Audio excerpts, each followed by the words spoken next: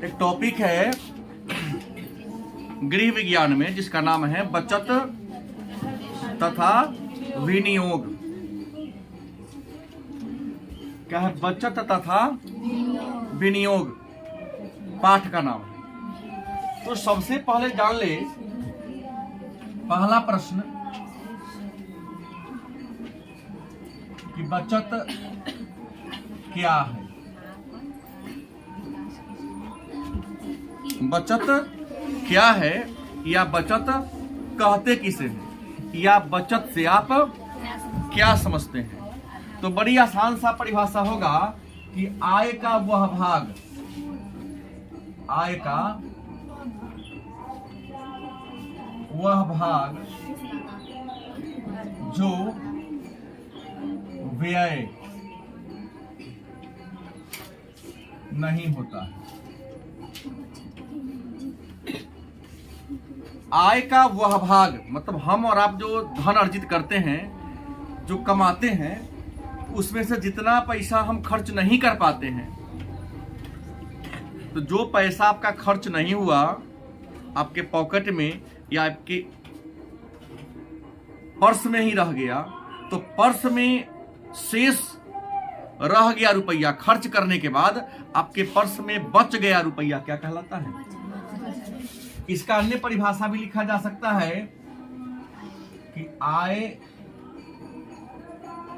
तथा व्यय के अंतर को बचत कहते हैं। आय का मतलब क्या होता है? आमदनी। और व्यय का मतलब क्या होता है? खर्चा। तो हम जितना कमाते हैं और अपने कमाई में से जितना रुपया क्या करते हैं? खर्च कर देते हैं, तो उसी के अंतर को क्या कहते हैं? बचत। मतलब ये कहना चाह रहा है कि बचत इक्वल टू क्या होगा? आय माइनस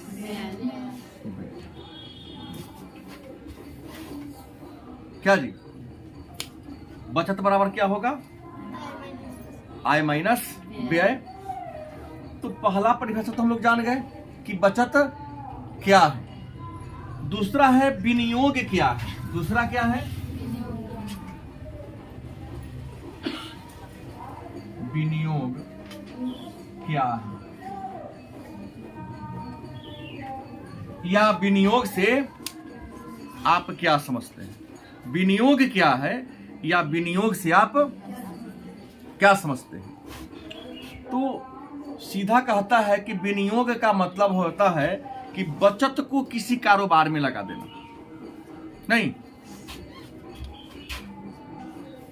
व्यक्ति जब अपने बचत को किसी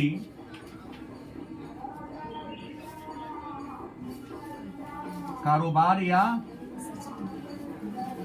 व्यापार या बैंक में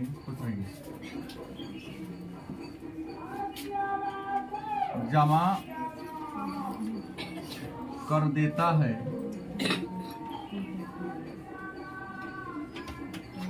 तो उसे क्या कहते हैं?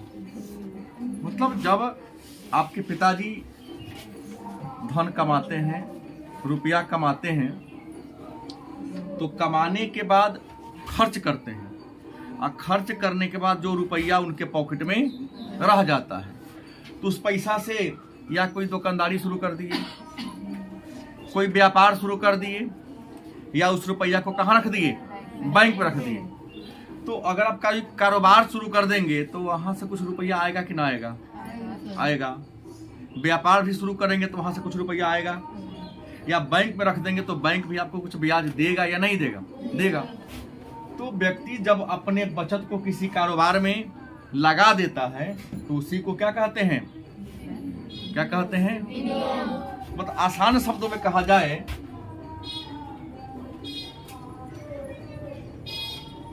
अपने बचत राशि को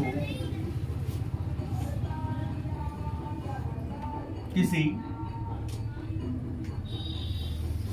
राशि को लाभ के उद्देश्य से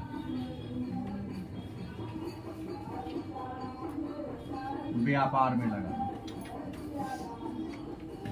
क्या करना? अपने बचत राशि को लाभ के उद्देश्य से, याद रखेंगे, विनियोग क्यों करते हैं? विनियोग क्यों करते हैं जी? नहीं बताएंगे। विनियोग क्यों करते हैं? लाभ कमाने के लिए। अगर मान लिया बैंक में हम पैसा रखें और बैंक वाला हमको ब्याज ना दे, तो क्या हम बैंक में पैसा रख पाएंगे? तो यहाँ एक और प्रश्न का वस्तुनिष्ठ उत्तर मिल गया कि विनियोग का उद्देश्य क्या है? लाभ अर्जित करना। तो दो यहां प्रश्न हो गया। तो फिर एक छोटा सा प्रश्न और होगा कि बचत की आवश्यकता क्यों है? बचत की आवश्यकता क्यों? या ये भी कर सकता है बचत के लाभ। लाभ को यहां एक और बात लिख सकता है, महत्व। बात वही होता है, थोड़ा थोड़ा शब्द चेंज करते रहता है, बच्चों को समझ में नहीं आती है। तो सबसे पहले कि आप बचत क्यों करना चाहते हैं? बचत का महत्व क्या है? बचत करने से लाभ क्या है? नहीं, आप में से सबसे ज्यादा होशियार कौन है? नंदनी होशियार। नंदन खड़ा हो। इसकी कथा है कि हम लोग एक महीना में 1 केजी नमक खाते हैं और 1 महीना में 2 केजी नमक खाते हैं, सिंगल। इसका मानना है कि नमक सब्जी में, दाल में ज्यादा रख के खाएंगे तो पानी ज्यादा पिएंगे, दाल और चावल का खर्च क्या होगा? कम होगा, अन्न बचेगा। Sit down. सारे एक ही दिमाग के हैं। नहीं,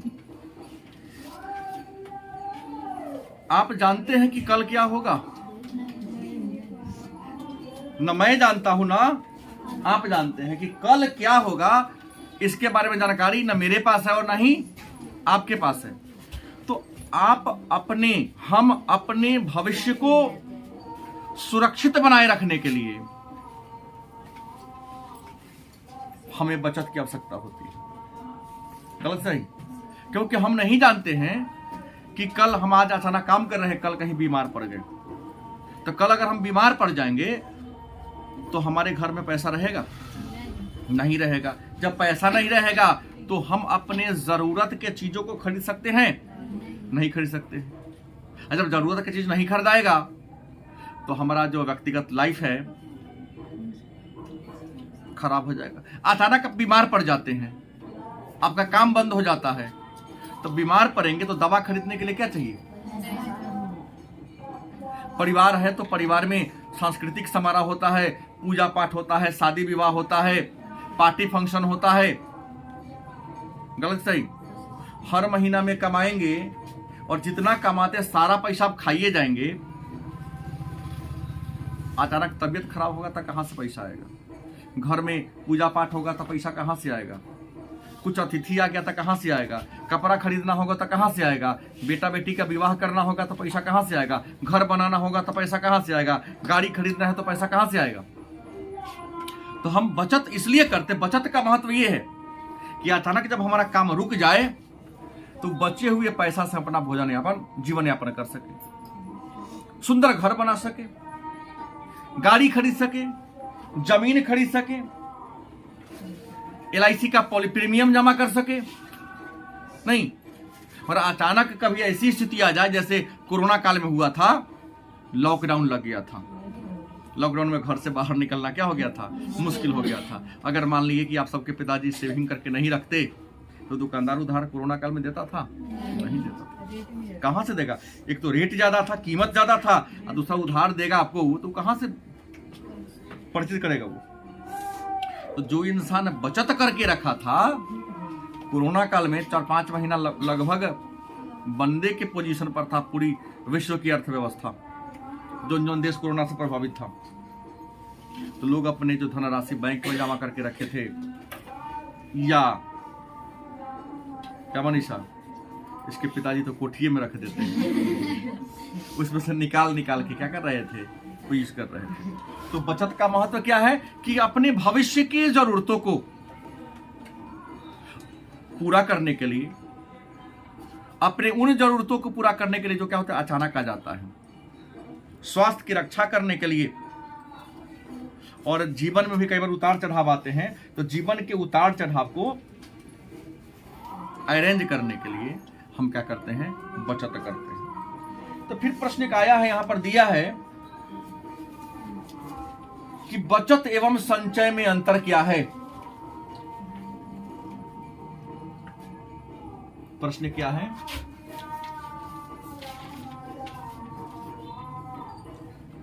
बचत एवं संचय में अंतर।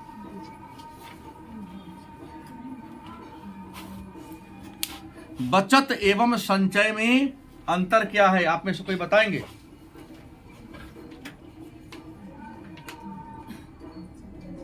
तो बचत का परिभाषा हमने क्या दिया कि आय तथा व्यय के अंतर को क्या कहते हैं, आमदनी और खर्चा के अंतर को, माने बचत बराबर आय माइनस। लेकिन संचय का परिभाषा होता है कि आय का वह भाग जो संदूक में, किसमें, मिट्टी के अंदर, सही बोल रहा हूं, बटुआ में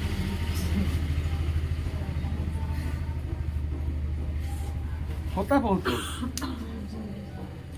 आय का वो भाग जो आप कहाँ रख देते हैं, संदूक, पेटी बक्सा में बंद कर देते हैं। अरे भाई, पेटी बक्सा में बंद कर देंगे तो जितना रुपया था उतना ही रहेगा कि बढ़ जाएगा?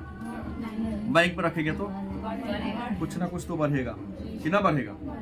लेकिन आय का वह भाग जो संदूक में रख देते हैं, कपड़ा में लपेट के मिट्टी के बर्तन में रख के या धातु के बर्तन में रख के मिट्टी में गाड़ देते हैं, या अपना बटुआ में हमेशा जहां चले झुलाते चले, कोई घर में चुरवा लेके चल जाएगा, बटुआ में सुरक्षित रहेगा, उसे क्या कहेंगे हम? मतलब जब कोई व्यक्ति अपने आमदनी के कुछ हिस्सा को संदूक में, बक्सा में, मिट्टी के भुरकी में बंद करके रख देता है, तो उसे क्या कहते हैं? क्या कहते हैं? संचय कहते हैं।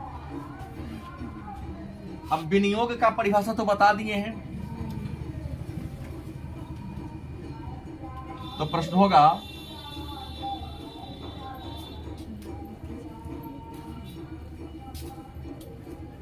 विनियोग की विधियां। प्रश्न क्या है? विनियोग की विधियां, हम कहां कहां विनियोग कर सकते हैं। विनियोग माने अपने धनराशि को कृषि कारोबार में क्या करना, लगाना। बताए ना अभी, विनियोग का मतलब होता है कि जब कोई व्यक्ति अपने धनराशि को किसी कारोबार में लगा देता है तो उसे क्या कहते हैं? विनियोग कहते हैं। तो प्रश्न, विनियोग की विधियां कौन कौन है? इंसान विनियोग, इन्वेस्टमेंट कहां कहां कर सकता है? तो आप विनियोग कर सकते हैं नंबर 1 में डाकघर में।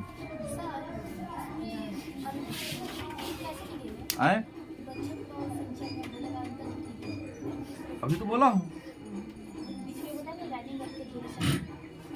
वो सीधा बात है, परिभाषा तो जबकि लिख दो, लेकिन बचत और संचय में अंतर आपने कहा, यहाँ लिखो ना परिभाषा, आय का वह भाग जो व्यय नहीं होता है बचत कहलाता है। इसके विपरीत, या चाहे जबकि, जब कोई व्यक्ति अपने आय का कुछ रुपया बक्सा में बंद कर दिया था, क्या कहते हैं? संचय कहते हैं। जबकि की जगह तू लैंड स्केप कर दो, कोई बड़ी बात तो है नहीं। अब है विनियोग की विधियां, मतलब इंसान कहां कहां विनियोग कर सकता है, रुपया लगा सकता है, जहां से कुछ उसे अतिरिक्त ब्याज मिले, लाभ मिले तो डाक घर में, कहाँ, माने पोस्ट ऑफिस में आप रुपया जमा कर सकते हैं, क्योंकि पोस्ट ऑफिस भी आपको क्या देती है, ब्याज देती है। दूसरा,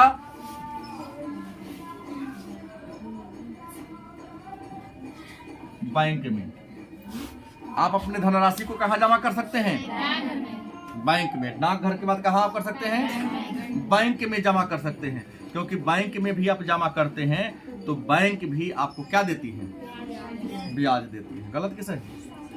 उसके बाद यूटीआई में,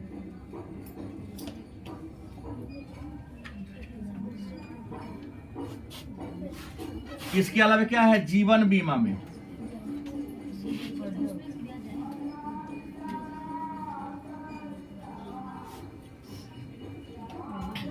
इसके अलावा देख सकते हैं चिट फंड में,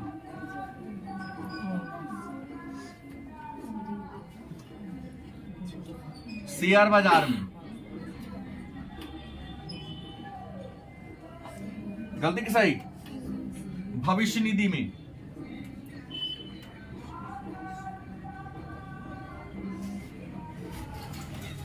इसके अलावा भूमि में, स्वर्ण में,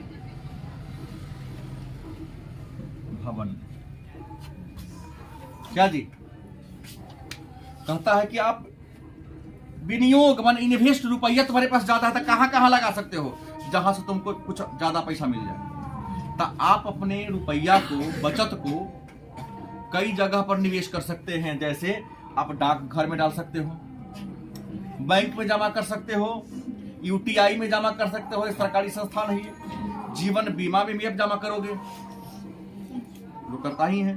चिट फंड में आप जमा कर सकते हो, शेयर बाजार में आप पूंजी लगा सकते हो, भविष्य निधि कोष में लगा सकते हो, भूमि खरीदो, क्योंकि आज जो भूमि जितना का खरीदे हो धीरे धीरे उसका दाम बढ़ेगा ना, आपको अनाज भी मिलेगा और अनाज के साथ साथ उसका कीमत भी क्या होगा, बढ़ेगा। सोना में नहीं, जैसे अभी सोना का दाम 10 ग्राम का 50,000 रुपया होगा। सोना का एक सिक्का खरीदने जाएगी ना, दाम कितना है, 50,000 रुपये। बाप रे बाप, मुंह खुले खुले रहे। और बहुत पहले जब मैं तुम्हारी उम्र में था, उस समय मुझे याद है 3800 रुपया था 10 ग्राम का, 3800, कितना, 3800 में एगो सिक्का मिलता था। ज्यादा था। जिस वर्ष हमारी शादी हुई उस समय था 12,500 का एगो सिक्का, 10 ग्राम का कीमत। अब बेटी के बियाह करेंगे तो हम अपना तो लगेगा ये लाख हो गया रहेगा जब हमारी बेटी बड़ी होगी तो मेरा कहना है कि जिस इंसान के पास ज्यादा सिक्का होगा, या अभी दाम कम जब घटता है तो खरीद कर रख देता है, अचानक दाम बढ़ता है उसको बेच देता है। तो अब सोना में भी क्या हुआ, भवन।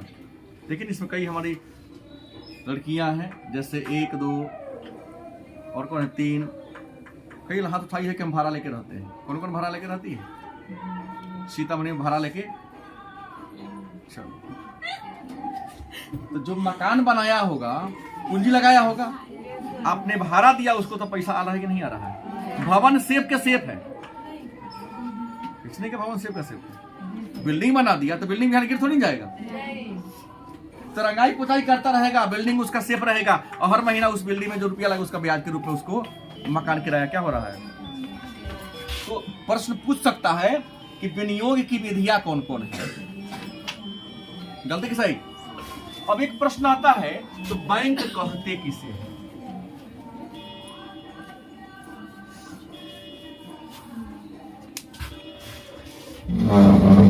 प्रश्न क्या है, बैंक कहते किसे हैं। तो उम्मीद है शायद आप सबको पता है कि बैंक उस स्थान को कहते हैं जहां पर रुपया का लेन देन होता है।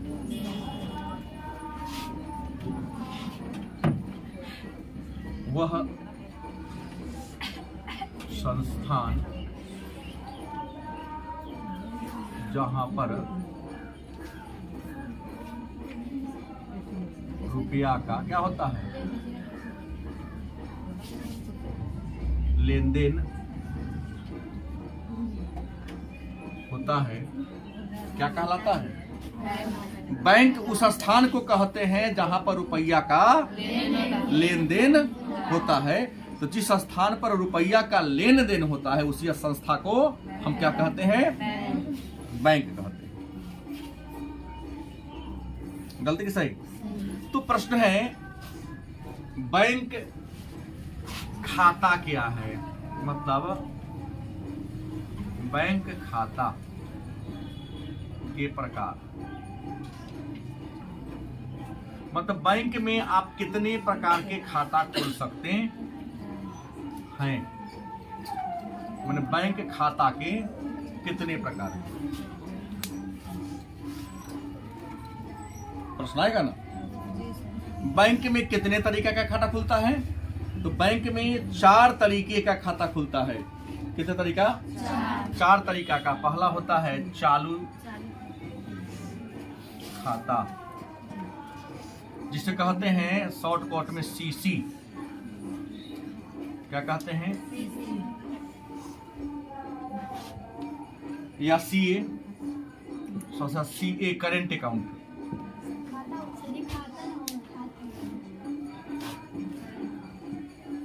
सीए मतलब क्या हो गया? Current account. यह चालू खाता उस खाता को कहते हैं जिस खाता में जब कोई व्यक्ति अपना पैसा जमा करता है तब बैंक उस व्यक्ति को ब्याज नहीं देती, उल्टे जिसका खाता होता है उसको ब्याज देना पड़ता है। और चालू खाता हमारा और आपका नहीं है, ये बड़े बड़े बिजनेसमैन का होता है। ठीक है, तो किस खाता पर बैंक ब्याज नहीं देती है? चालू। और चालू खाता तुम्हारा है, किसका है? बड़े बड़े बिजनेसमैन का। दूसरा कौन है? बचत खाता।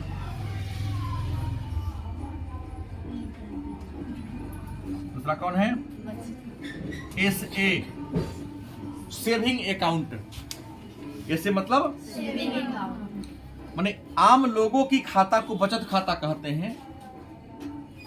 इसमें लोग अपने जरूरत के अनुसार 1-2 बार धनराशि को जमा करते हैं, क्या करते हैं। लेकिन चालू खाता में एक दिन में 20 बार जमा करेगा, 20 बार निकालेगा। लेकिन बचत खाता में ऐसा नहीं होता है, लिमिट समय के लिए रखा और निकाला जा सकता है। तीसरा है सावधि जमा खाता। कौन खाता? सावधि जमा खाता। क्या कहते हैं? एफडी। ये वो खाता होता है जिसमें आप अपने धनराशि को रख दो और समय पूरा होगा तभी आप पैसा वहां से निकाल सकते हैं, ऐसा नहीं निकाल सकते। जिसको हम लोग कहते हैं फिक्स्ड डिपॉजिट। एफडी का मतलब क्या होता है? और वर्तमान समय में बैंक 100 माह में नहीं 2 गुना करती है।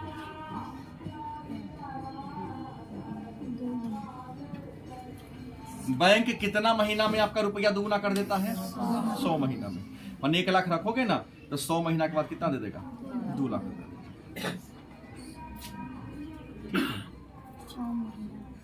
और यहाँ मोटा मोटी इस बचत खाता पर मोटा मोटी 4.25% ब्याज है। कितना है? और एफडी पर लगभग 8.25% ब्याज दर है। 8.25% क्या है ब्याज का दर। किसी का थोड़ा 1-8 पैसा आगे पीछे रहता है, मैंने बहुत कम है ना। अभी तो और घटाने की बात चले कि और ब्याज दर घटा दिया जाए। और चौथा जो है वो है आवर्ती जमा खाता।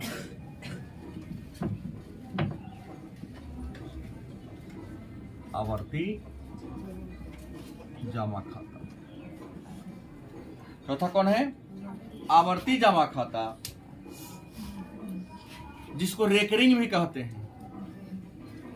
नहीं, आरए, रेकरिंग अकाउंट। आवर्ती जमा खाता क्या है? तो आवर्ती जमा खाता ऐसा खाता जिसमें प्रति महीना एक निश्चित समय पर रुपया को जमा करना पड़ता है।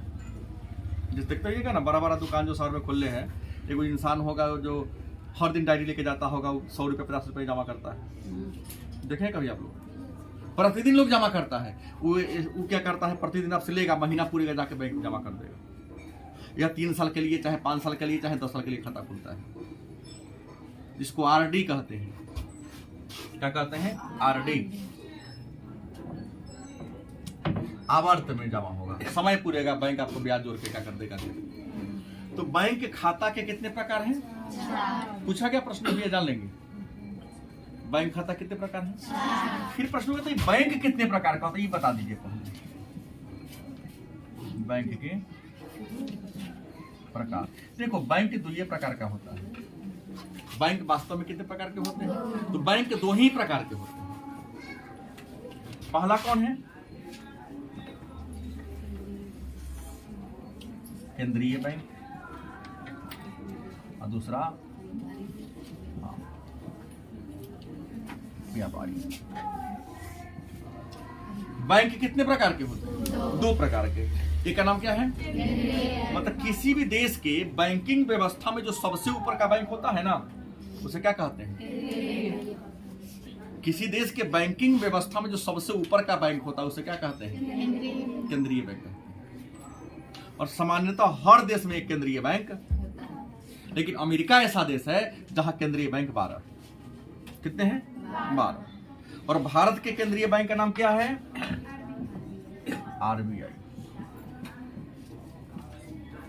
1935 में गठन हुआ और 1949 में इसका राष्ट्रीयकरण हुआ। क्या जी? 1935 में आरबीआई का गठन कब हुआ था? निजी बैंक के रूप में। उसका राष्ट्रीयकरण कब हुआ? 1949। इकोनॉमिक्स का पूरा मुद्दा है नहीं, एक चैप्टर आगे तक है जो पूरा पढ़ने वाला, इसके बाद केवल आप लोगों के लिए कपड़ा खींचने की, खाना पकाने की, ये सब विधियां हैं, तो वो आपको स्वयं देखना पड़ेगा, वो आसान बात है। यहां तक में एक मेन टॉपिक है। तो बैंक कितने प्रकार के होते हैं? 2 प्रकार के। पहला कौन है?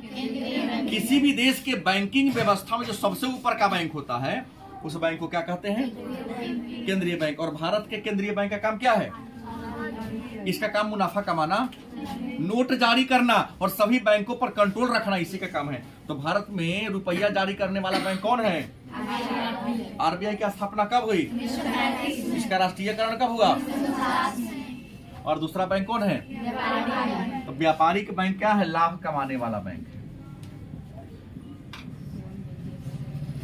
वह बैंक जो क्या करती है? मुनाफा कमाता। मुनाफा कमाने वाले बैंक को हम क्या कहते हैं? व्यापारिक बैंक के नाम से जानते हैं। कोई तकलीफ? भारत में बैंकों का पहली बार राष्ट्रीयकरण 1969 में हुआ था। कितना बैंक का? 14 बैंक का। उसके बाद 1980 में कितने में का? तो 1969 में कितने बैंकों का राष्ट्रीयकरण हुआ? और 1980 में कितने बैंकों का राष्ट्रीय करने वाले कौन थे? हाँ, इंदिरा गांधी। लेकिन प्रश्न होगा कि वर्तमान समय में भारत में राष्ट्रीयकृत बैंक कितने हैं? तो भारत में राष्ट्रीयकृत बैंक याद रखना 12 गो है। भारत में वर्तमान समय में राष्ट्रीयकृत बैंक कितने हैं? 12 हैं। कोई दिक्कत? आगे बढ़ूं, अब इसको मिटा के आगे बढ़ता हूं।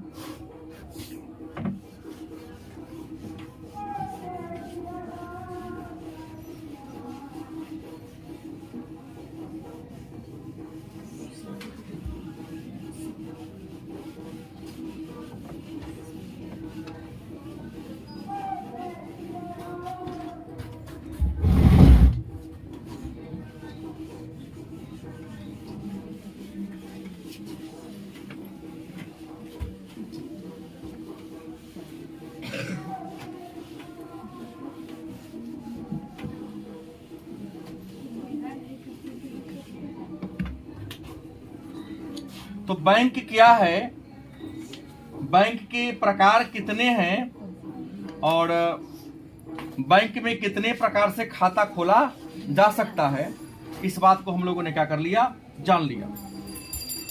अब यहां पर एक प्रश्न है, बैंक खाता तो हमने जान लिया, एक नया दिया है किसान विकास पत्र क्या है।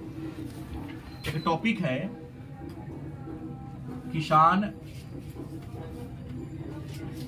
विकास पत्र। क्या है किसान विकास पत्र?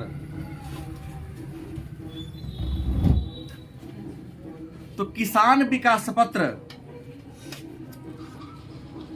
विनियोग का क्या है? एक माध्यम है। किसान विकास पत्र क्या है? तो किसान विकास पत्र किसानों को अपनी बचत को विनियोग करने का क्या है? एक माध्यम है, एक तरीका है। किसान विकास पत्र में आप बैंक के पास जाओगे या पोस्ट ऑफिस के पास जाओगे तो 100 रुपया, 500 रुपया, 1000 रुपया, 5000 रुपया या 10,000 रुपया के कागज का टुकड़ा देगा। क्या देगा? आप बैंक को कहोगे हमको किसान विकास पत्र खरीदना है, तो आप अपनी औकात से कम छोटा से छोटा है, कितना का है? 100 का, और जो सबसे बड़ा है वह 10,000 का। कितना है? जो सबसे छोटा है कितना का और सबसे बड़ा 10,000 का है। क्या करेगा वो कागज? आप क्या कर लो? खरीद लो। क्या करो? कागज खरीद लो। आप बैंक को क्या दे दो? पैसा दे दो। कागज ला के अपना घर में क्या कर लो? रख लो। और कहता है 8 वर्ष 7 माह। कितना वर्ष? 8 वर्ष 7 माह के लिए खरीदा जाता है। चाहोगे तो बीच में तोड़ सकते हो, तोड़ोगे तो ब्याज कम मिलेगा। 8 वर्ष 7 माह के लिए आप इसको खरीद सकते हैं। और इसमें ब्याज की बात करते हैं कि ब्याज की दर की बात करते हैं तो ब्याज की दर होती है 8%। कितना परसेंट? 8%। तो प्रश्न है कि किसान विकास पत्र विनियोग का एक माध्यम है, विनियोग करने वाला एक संस्थान है, जिसमें कोई किसान या कोई भी व्यक्ति बैंक में जाएगा और किसान विकास पत्र खरीद सकता है। पोस्ट ऑफिस में मिलता है। उसमें सबसे छोटा जो कागज है कितना का है? 100 का है। और जो सबसे बड़ा कागज है तो जितना चाहो तो 10 लाख जमा कर सकते हो उसमें। हम 10,000 के बहुत कागज खरीद लेंगे और घर में लाके क्या कर देंगे? रख देंगे। ठीक है, हमारा सिग्नेचर होगा, उसको कोई चुराएगा उसको फायदा नहीं मिलेगा। चुराइले चले गया, जाते भजा लेंगे, नहीं बजेगा उससे, क्योंकि जब तक आप नहीं जाएंगे या आपने जिसको नॉमिनी नहीं बनाया वो नहीं जाएगा, उससे भजने वाला नहीं है। खरीद के रख लो। और जब समय पूरा हो जाएगा तो 8 वर्ष 7 महीना के लिए इसको क्रय किया जाता है। 8 वर्ष 7 महीना में इसका धनराशि कितना होता है? 100 का खरीदे हो तो 200 हो जाएगा, 10,000 का खरीदे हो तो क्या हो जाएगा? तो किसान विकास पत्र वह पत्र है जिसमें लोग अपने बचत को निवेश करके क्या कमाता है? मुनाफा कमाने का काम करता है। इसके अलावे भविष्य निधि है। वर्तमान समय में आप मान लो यंग है, निवेश करने का और भी तरीका है। क्या हमने पहले बताया था कि भविष्य निधि फंड। भविष्य मतलब बुझे रहे, आने वाले कल को भविष्य कहते हैं। निधि माने क्या होता है? खजाना।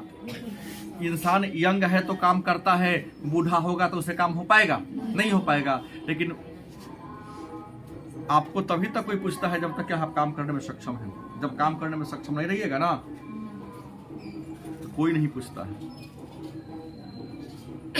इसलिए ग्रामीण क्षेत्र में कहा जाता है कि बुढ़ापा के 3 साथी। कहता है ना, क्या लिखता है? बुढ़ापा के 3 साथी। एक कौन है? सीताराम। और दूसरा में कौन है? रुपया। और तीसरा कौन है? लाख। बुढ़ापा हो जाओगे, तीनों को आपका दोस्त मिलेगा। अभी तो बहुत सारे दोस्त मिलेंगे क्योंकि यंग आप लगे, काम करने में सक्षम आप हो। लेकिन वृद्ध हो जाओगे, अपना शरीर खड़ा नहीं हो पाएगा। नहीं, बाला बच्चा कहेगा कहीं टे चे चे चे कहले छा, बूढ़ी मर भी नहीं रही है। क्या कहेगा ना? जैसे सुनते होंगे आपके पिताजी दादी जी को कहते हो कभी कभी, और संसद जा करबे करेगा सब। नहीं बोले दादी जी के हाथ में कुछ होगा? नहीं, कुछ नहीं है। दादाजी कुछ नहीं अर्जे है? नहीं, मेरे दादाजी कुछ नहीं करते। किसान थे तो जमीन जैसा दादी जी के ना होगा? नहीं, अभी सब पापा का हो गया है। करवा लिया, देख लो। ना मानेंगे तो कोर्ट में चल जाएंगे। कोर्ट में चल गए तो पापा जी के कमाई के 25% भी ना कहले उनके खाता में ट्रांसफर होगा। हाँ, तो बुढ़ापा में 3 चीज की जरूरत होती है, क्योंकि अपना पराया लोग, अपनों लोग भी छोड़ देता, पराया के तो बातें कर दो। तो लोग जहाँ रहेगा सीताराम सीताराम करेगा। रुपया रहेगा तो डरे पूछेगा, अरे बुढ़वा के पास 10-20 लाख रुपया है, सेवा करेंगे तो हमको दे देगा। और तीसरा खड़ा होने में सक्षम नहीं तो लाठी लेके चलना पड़ेगा। तो भविष्य निधि फंड है कि जब आप यंग है, कमा रहे हैं, तो अपने कमाई का कुछ रुपया धीरे धीरे अलग जमा करना चाहिए, ताकि जब भविष्य में कभी किसी प्रकार की परेशानी हुई तो उस पैसा वहां बैंक में से क्या कर दो, छुरा लो, या उस पर क्या करेगा, ब्याज देगा, जिससे अपना जीवन सुखमय बीतेगा। और भविष्य निधि फंड में कम से कम आप कितने वर्षों तक, 15 वर्षों तक रुपया इन्वेस्ट कर सकते हैं। इसके अलावा किसान विकास पत्र की तरह एक और योजना है, राष्ट्रीय बचत योजना। क्या है? राष्ट्रीय बचत योजना। तो राष्ट्रीय बचत योजना क्या है, तो आप जान सकते हैं कि राष्ट्रीय बचत योजना भारत सरकार के द्वारा जनता के छोटी छोटी बचत को विनियोग करने के लिए एक फंड खोला गया। और याद रखेंगे, भारत में सबसे ज्यादा ब्याज इसी राष्ट्रीय बचत योजना पर मिलता है। यहां पर ब्याज का दर कितना है? 11%। कितना मिलता है? जो जानता है राष्ट्रीय बचत योजना में जमा करता है रुपया, और जो नहीं जानता है कहां जमा कर देगा? सामान्य में जहां 8%, 7.5% मिलेगा। तो जो थोड़ा मोड़ा बचत हो, बैंक में जमा करना हो, तो एक राष्ट्रीय बचत योजना में हमको जमा कीजिए, क्योंकि वहां करेंगे तो ब्याज कितना मिलेगा? 11% आपको ब्याज मिलेगा। कल क्या कर रही थी रात भर? अभी सो रही है। बैंक के बारे में आपको पहले ही बता दिया गया। अच्छा, बैंक के खाता खोलने से क्या लाभ? एक और प्रश्न आता, बैंक जान लिए, बैंक खाता से लाभ। माने कोई इंसान बैंक में यदि खाता खोलता है तो खाता खोलने से लाभ क्या होता है, याद रखेंगे। खाता खोलने से ये लाभ है कि पहला बात तो आप बैंक में खाता खोलते हैं, रुपया रखते हैं, तो आपका रुपया सुरक्षित है। गलती की सही? बैंक में आग लग गया, चोरी हो गया, डकैती हो गया, लेकिन आपके अकाउंट में जितना पैसा था उतना सरकार आपको देगी। पहला फायदा ये। आप घर में रखेंगे, चोरी हो गया तो गया, तुम्हारा गया। कहीं जाओगे लिखवाने थाना में केस कि हमारा घर में 20 लाख रुपया था, चोरी हो गया, तो आयकर विभाग कहेगा 20 लाख अलग कहां से, बता। पहला प्रश्न ये होगा, पुलिस तो छानबीन करेगी। और जैसे लिखा हो कि 20 लाख चोरी हुआ है, आएगा प्रशासन कि तू टैक्स काहे नहीं दिया, तू ब्लैक मनी घर में रखा था, इतना पर तुमको जेल में पहले ले जाएगा। अब बैंक में रहेगा तो फर्क। हाँ, इसलिए बहुत लोगों को घर में चोरी बहुत बेसी ज्यादा होता है। झूठो कहेगा 4 लाख रुपए चोरी हो गया, मतलब उसके यहाँ 40 लाख हुआ होगा। जैसे 40 लाख शो करेगा, क्या होगा? इनकम टैक्स डिपार्टमेंट सीधा छापा मारेगा, कहेगा बताइए इतना रुपया तुम्हारे पास आया कहां से, उचित कारण बता दिया तो गुड, न तो एक तो गिरा खजूर से दूसरा इनकम टैक्स डिपार्टमेंट का ये होगा। तो बैंक खाता से लाभ ये है कि आपका पैसा बैंक में रहोगे तो सुरक्षित रहेगा। दूसरा, आपको वहां पर क्या मिलता है? ब्याज भी मिलता है। क्या मिलता है? ब्याज मिलता है। और टर्नओवर अच्छा रहेगा तो बैंक आपको साख देगी, क्रेडिट कार्ड आपको दे देगी। क्रेडिट कार्ड मिलने से फायदा क्या होता है कि मान लो तुम्हारे खाता में पैसा है चाहे ना है, जा करके उस कार्ड का यूज करके तुम मार्केटिंग कर सकते हो। जानते हैं कि नहीं? क्रेडिट कार्ड जिसके पास होता है, मान लिया कि मेरे पास अचानक कभी 2-4 लाख का जरूरत हो जाए उदाहरण स्वरूप, और अकाउंट में 1 रुपया मेरे पास नहीं है, तब बड़ी आसानी से 5 लाख रुपया कारोबार कर लेते हैं। लेकिन शर्त है 45 दिनों के अंदर में उतना लाख रुपया जमा हमको करना पड़ेगा, नहीं तो प्रतिदिन के हिसाब से 10% ब्याज देना पड़ता है। हाँ, 1 लाख का 1000 हर दिन देना पड़ेगा। सुविधा तो दिया कि तुम्हारे पास अकाउंट में पैसा नहीं था, और अकाउंट में पैसा नहीं था तो आपने क्या कर लिया? जाके निकाल लिया। तो प्रश्न है कि बैंक खाता से ये आपको क्या मिलता है? लाभ मिलता है। दूसरा बात है, तो थोड़ा बैठिए, बात हो जाएगी, बैठिए थोड़ा देर। दूसरा लाभ ये है कि बैंक में आप खाता खोलते हो तो बड़ी आसानी से, आजकल देख रहे हैं चोरी डकैती हो रहा है, रुपया रास्ता में छीन लिया जा रहा है। तो जैसे आप बैंक में खाता खोलते हैं तो बैंक में के खाता के माध्यम से, अगर सीतामढ़ी में खाता है तो दिल्ली बड़ी आसानी से आपका पैसा क्या हो जाएगा? ट्रांसफर हो जाएगा। उसके बाद बैंक आपको चेक देती है। क्या देती है? तो प्रश्न क्या है, चेक क्या है? तो चेक एक प्रकार का सांकेतिक मुद्रा है। देखो रुपया है नहीं है वो, लेकिन रुपया जैसा काम करता है। चेक क्या है? एक प्रकार का सांकेतिक मुद्रा है। और चेक कितने प्रकार के होते हैं? चेक 4 प्रकार के। आप सबके पिताजी का अकाउंट होगा ना बैंक में, घर जाके देख लीजिएगा चेक कैसन होता है। कागज का एक टुकड़ा होता है लंबा सा, उस पर बैंक का नाम लिखा रहता है, और तुम्हारे पिताजी के नाम से खाता है तो उनका नाम लिखा होगा उस पर, उनका अकाउंट नंबर लिखा होगा, और सबसे ऊपर लाइन में लिखा होगा पे, फिर नीचे लिखा होगा रुपया। तो किसको देना उसका नाम लिख दो, ऊपर कितना रुपया देना वो लिख दो, क्या कर दो, सिग्नेचर कर दो। वो आदमी उस कागज को लेके जाएगा, बैंक वाला उसको क्या दे देगा, पैसा। लेकिन बैंक का जो चेक है, वह चेक कितने प्रकार के होते हैं? तो चेक 4 प्रकार का होता है। पहला होता है वाहक चेक, कौन होता है? दूसरा होता है आदेशित चेक, तीसरा होता है रेखांकित चेक, और चौथा होता है खुला चेक। चेक कितने प्रकार के होते हैं? तो चेक 4 प्रकार है। कितने प्रकार के? 4 प्रकार के चेक होते हैं। वाहक चेक माने एक स्थान से दूसरे स्थान होने वाला। आदेशित चेक में क्या होता है कि हम किसी को काटे हैं, किसी को रुपया देना है तो उसके नाम से हमने चेक काट दिया, माने हमने आदेश दे दिया कि जिस व्यक्ति का इस चेक पर नाम लिखा है, मैं आपको आदेश देता हूं कि इसी व्यक्ति को आप क्या दे दीजिए, पैसा दे दीजिए। तीसरा कौन है? रेखांकित। जब चेक दिएगा ना, चेक ऐसा होता है, तो अगर आपको कोई चेक काटेगा, ये लाइनिंग मिला दे। रेखांकित चेक में जब जाएंगे भजाने, इसमें से आधा पैसा, आधा क्या कर लेगा, फाड़ लेगा। तो ई वाला जब चेक लेके जाएगा तो कहेगा पिछले का वाला कटी हो तोरा पास, तो जेकरा पिछले वाला होगा मिला के देखेगा, दोनों का लाइन सटेगा, उसी को पैसा देगा ना। तो पैसा क्या करेगा, नहीं देगा। अगर ये चेक आपका भुलाई हो गया तो कोई इसको फायदा हो जा। और अगला है खुला चेक। किसी प्रकार की रेखा नहीं होती है, और इस चेक में आप जैसे बैंक की खिड़की पर जाएंगे, कागज देंगे, सिग्नेचर ऑलरेडी पहले से होता है, आपको क्या मिल जाएगा, पैसा मिल जाएगा। इसके अलावा आप इन्वेस्ट कर सकते हैं जीवन बीमा में। और भारत में जीवन बीमा निगम की शुरुआत हुई थी 1956 में, सरकारी संस्था है ना।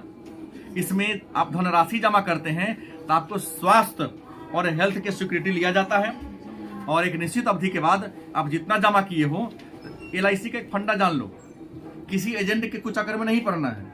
अब तुम जितना धनराशि जमा किए हो ना, समय पूरा होने के बाद 2.5 गुना पैसा आपको ज्यादा देता है। 21 वर्ष के लिए खुलवाओ, तो जितना आप धनराशि जमा की है, मान लो कि 1 लाख रुपया जमा किया, तो समय पूरा होगा तुमको 2.5 लाख मिलेगा। एजेंट मतलब अभिकर्ता बहकाएगा, इतना आपको मिलेगा, ये लाभ मिलेगा, वो लाभ मिलेगा, कुछ नहीं मिलेगा। पूरा जोड़ जाड़ के कितना मिलता है। तो LIC जहां आप पैसा जमा करते हो किस्त बाई किस्त के रूप में, या एक बार में वहां होता नहीं है, तो आपके हेल्थ की सिक्योरिटी होती है। जमा कर रहे हैं, बीमारी पड़ गए, जाके कहीं हम पड़ गए तो आपको देख ला के रहेगा। और अचानक जमा करते करते मर गए तो आपको प्रीमियम जमा नहीं करना पड़ेगा, और आपके जो पीछे वाला लोग है उसको पूरा पैसा ब्याज से तोड़ के दे दिया जाएगा। ये बात है।